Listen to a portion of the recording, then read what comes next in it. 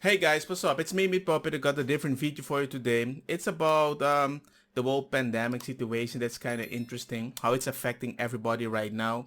I saw a video from Lauren Sonturn, hope I don't demolish her name, and she had an interesting experience with the government, how she viewed it, which I thought was interesting. So I have been in the same place. So let's watch the video and I'll add something to it. Normally, I would not talk about my private life on the internet this candidly, because I find it's generally just a good rule of thumb to keep things to yourself when there's a ton of psychos on the internet. I know most of you are good people, but every aspect of our private lives is becoming politicized. You want to eat a box of cereal? Well, there's a damn political message on the side of it. Watch a TV show? Probably got some underlying political themes. Leave your house? Well, the government are going to tell you what time you can and can't do that, and whether you have to put something on your face or not. Everything is political. Every time you cannot say something that you're doing to help people with COVID or for COVID, you're already a freaking hero. But anything on the opposite side, it's like, who are you? Or how dare you? I'm like, dude, what's wrong with you? And it's just so unique. It's like the politician or the company or whatever, they're just like, let me show you how woke and protective I am in this whole situation, just to prove to a point that I'm better than certain people. The problem I have with this is that you're restricting me from having my own freaking opinion. You're always in my face with those situations. And I find that so disingenuous. Especially when sometimes it's not that I do it something wrong, but there's so much misinformation and the rules keep on changing. And I feel like it's abusive. If you only do this, you will get this. If you only do this, you will get this. And I feel like you're dangling something in front of me. And I'm like, I'm almost there. I'm almost there. But then if I don't get it, you have the most beautiful answer in the world. It's for your safety. I get where you're coming from. But dude, you can't say one time something and then it changes over and over and over. I think is getting very tiresome for people. We can't be activists 24/7, and we can't be government slaves 24/7. Like many people, I have not been able to see my family for almost a year now, and I've missed huge life events. I've missed deaths of family members, and I had a really important family member of mine that was in palliative care, so I put in an application with the government for a special request to leave and go to Canada to visit them. I was luckily granted that request, but unfortunately, my flight to go was canceled. I call the airline and I'm like, what's going on? Why has my flight been canceled? The government have put in a new rule where only a certain amount of people can be in airports. Okay, whatever, just the next hoop to jump through, right? Fine, put me on whatever flight after that is next available that meets that requirement. So they do, and then a few weeks later, I get a call, that flight is canceled too. Why was that flight canceled? Well, new rule, only a certain amount of airplanes are allowed in and out of the country from this country that I had my layover in. All right, I'll jump through that hoop too. Next one, just rebook me whenever I'm able. Cool, that one gets canceled too. And it's just like, I am doing everything right here. I have put in the form, I've booked my flight, I'll do the damn quarantine, I don't care, I'll wear the mask, I'll socially distance, I'll take the test, I'll do whatever you want, I just want to see my family. Unfortunately, my family member has passed away now, Yeah, that happened to me too. At first, I wanted to fly. I don't know why I bought the ticket. Even when I knew there was something weird happening in China, but I did not expect it to arrive so quickly in Spain.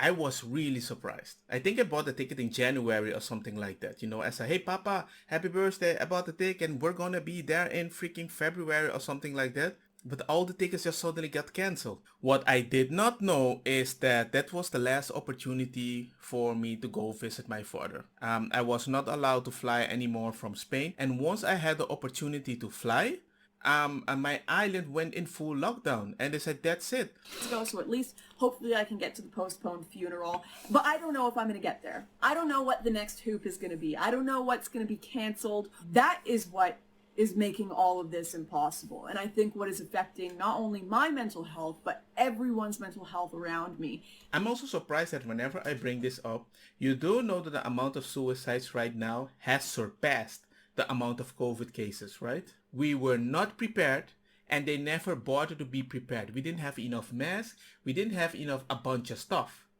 So for the next one, we're gonna be ready. But as you can see, we weren't ready. Whose fault is that? Not mine. You're the government. This complete and utter uncertainty, and all of our lives are just at the whims of these nameless, faceless politicians. I feel like I am in an abusive relationship with the government. If you just do this one thing, if you just quarantine for 2 weeks, if you just socially distance, if you just wear the mask, if you just shut down the whole city for a month, then you'll see your family. I mean, I can abide by all the rules that they provide, and they will find a reason why I have to be careful. Because now you want to vaccinate me, now you want me to do specific stuff. It's like it's a competition for everybody. We're gonna find something to change again. The fact that the company can actually tell me I had to change the thing that I promised you, but I'm not gonna give your money back, surprises me that certain companies can do that to you. Because when I wanted to fly to see my father, the rules kept changing. They could not guarantee me that the day you leave is going to be the day you're going to leave. Well, that's not my problem. It's well, then give me my money back. No, you're gonna get a coupon. I'm like, are you freaking kidding me? No, I don't want the freaking coupon. It pissed me off so much. In the end, one gave me my money back, but the other one, I'm still waiting for them to give my money back. I actually had to prevent one of my friends from committing suicide because he was like, I don't want to live in this world. And I told them, go out, go out. Don't stay in these online chat rooms. Go do something with your life. It's like, what? Everything is closed. I says, I know, but you have to find something. But don't stay in your room. Because I know you're going to do something stupid. Because I see a lot of people justify what the government is doing. Like, for example, if a kid has COVID, the doctors say you have to keep the kid separated from the rest of the family, right? But it seems that some people, especially left-leaning people, were taking their kids, locking them in a room, and said the doctor told me to do so. The doctor didn't tell you to be a bad mom just like that. They have to be in the room as long as possible. You don't lock a 3, 4, 5-year-old, letting them play with phones and stuff, and when they scream, Mommy, let me out. No, you have COVID. You're going to traumatize the kid. Then you can open your business. Then you can go out and socialize again and go to school. But it's never enough, is it? It never ends.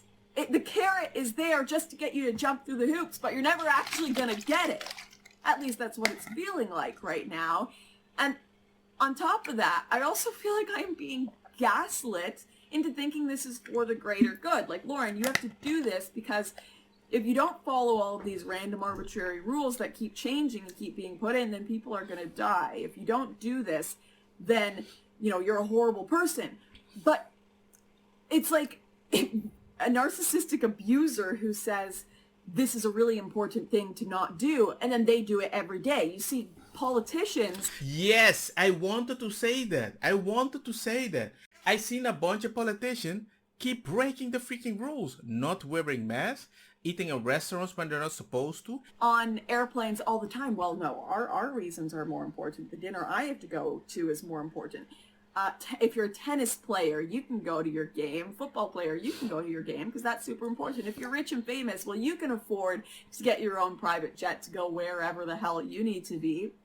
It's gotten to a point where I'm like, I'm doing my best to play the game. I'm doing my best to do everything right. But you are giving me no option here to win this stupid game.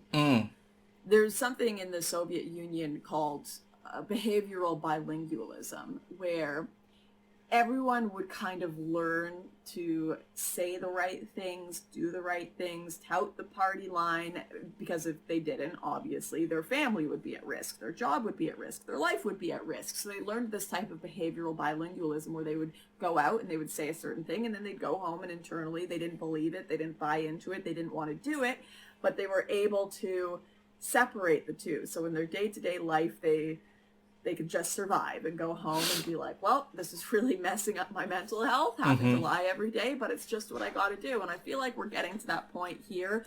It's already reached that point. I noticed in Spain that it's not that everybody doesn't abide by the rules, but I do notice that a lot of people notice if I don't open my mouth, I won't be in trouble for doing something the government doesn't agree with. They will not do it publicly, but if they can get away privately, they will try to do it as much as possible. For example, in the beginning, you were not even allowed to go outside.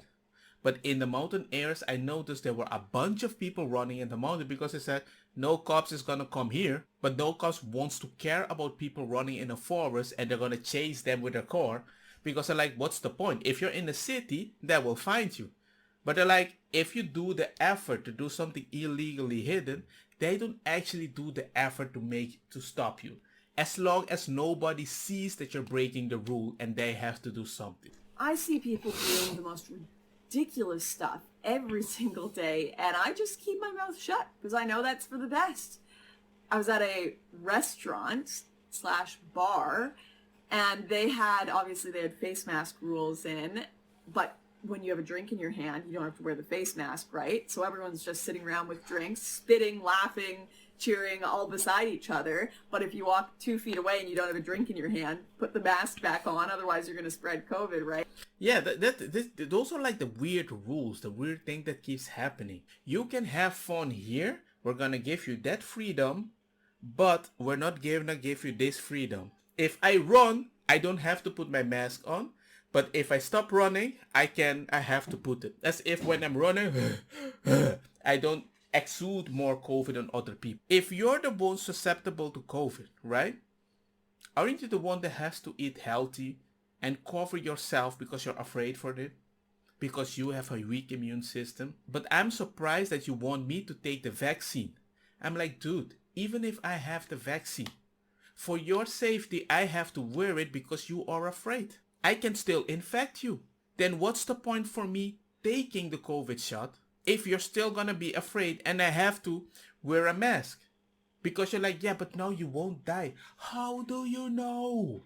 Worry about the people that if they don't have the shot, they can die. That is what you have to worry about, not me. But yeah, but you can infect me. That's the point. You protect yourself. If you see me, clang clang, wash your hand 10,000. Where's your cream? Where's your cream? Clean your hands, clean your face, clean everything. Why are you looking at me for you to be safe? When whatever I do, I can still infect you. Vaccinated or not. Yeah, but I want to live a normal life. Yes, and me too. The only difference is you are afraid of it. I'm not afraid of it.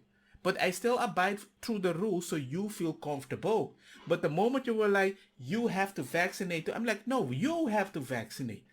All the weak people with weak immune system, you go vaccinate. All the old people, you go vaccinate. You don't go to my kid. And now I have friends that tells me, yeah, but in the hospital we have a bunch of kids. I'm not saying that people won't get sick. It just surprises me that people that are not even doctor comes to me and tell me how it affects the kid, so I have to vaccinate my kid.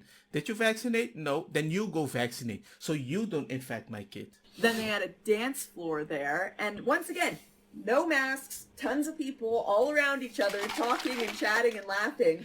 But 2 feet away, this dance floor where a guy's playing his guitar, it has a big sign that says, no dancing because of COVID-19. This is like Footloose, but with a pandemic, apparently. And my child loves dancing. He loves it so much. When he saw that dance floor, he just kept running to it and wanting to shake his arms while the guy was playing his guitar. And I kept having to run over and grab my son and be like, no, you can't do that. No, you can't do that. And I'm saying these words knowing they are completely ridiculous, completely absurd. Why can't he dance by himself? It just... But I had to say it. Otherwise, the police are going to show up. They're going to take me out. I'm going to get kicked out. I'm not going to have a nice dinner with my family. Yeah, it's like you're trying to fake a whole situation that you're abiding by the rules, but you don't agree with the rules. But if you don't abide to these rules that might be delusional or not, the police will use that as a reason to arrest you to show this delusional way that we are protecting everybody. It's not that I don't believe in COVID. The problem is that I don't believe in the delusional way that you're trying to protect me. And this day-to-day behavioral bilingualism that I am having to go through, and I know so many other people are having to go through, is legitimately chipping away at my mental health. Like, I can only play this game so much. Even just aside from all of the restrictions, how are we supposed to communicate when we are being given so much false information? I mean, you look at the Facebook stuff where if anyone so much as mentioned that they thought the virus might have escaped from a lab in Wuhan, they were losing their accounts, getting banned from the site. And now it turns out, oh, they might have been on to something. Is there any massive apology? Are people getting their accounts reinstated? No. Just a quiet undoing of that policy. There'll be no apology. There'll be no, you guys were right. I'm not saying that the government is not trying to do their best. It's not like I have the freedom to do whatever I want, so I can at least be happy in your supposed utopia. You're not controlling me, but you catch my drift. But now, I'm locked in your utopia. It kinda sucks. Now, luckily now, it is kinda chill. Especially in Spain. I can just do almost whatever I want. I just need to make an appointment. What bothers me though, I can't walk outside without a mask. It really bothers me. I need to go to the supermarket, buy stuff, and come back, pick up my kids.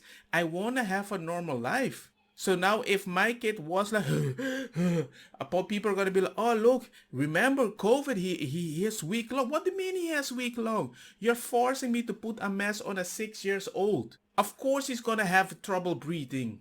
I don't know how we're supposed to function when we are constantly asked to partake in this behavioral bilingualism. We are constantly asked to jump through hoops for a carrot that we're never going to get. If you tell the truth, you'll potentially be banned from platforms, and even if you're found to be right, there'll be no vindication.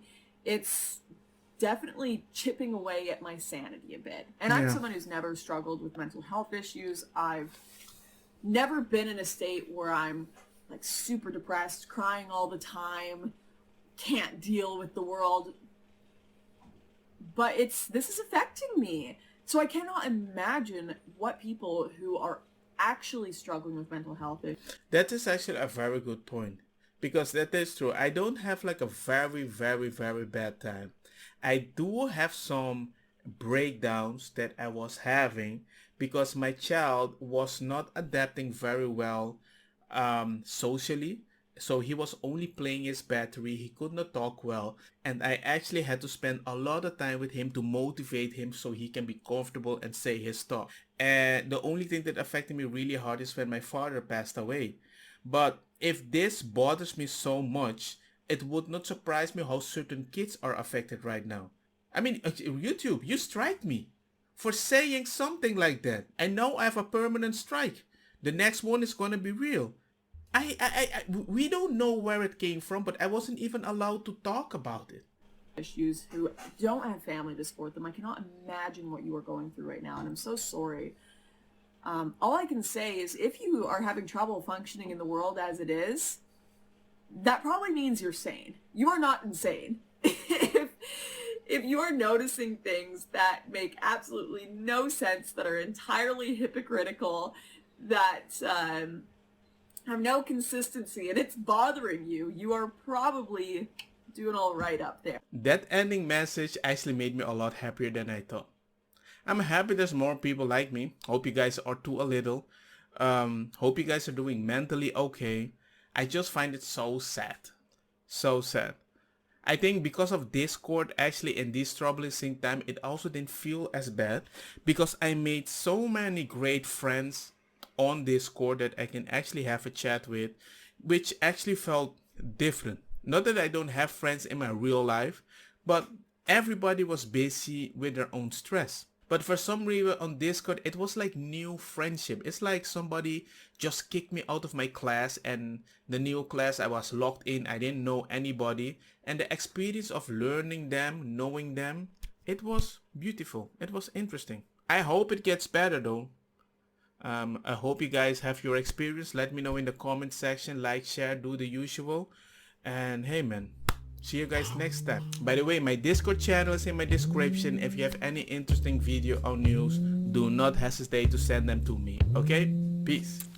Don't get me wrong, ma cosa kita bong. Buta fire na mi blonde, kush hash, purple skunk, criollo, colombici, jam jam, turloqueta, verdeta, welcome.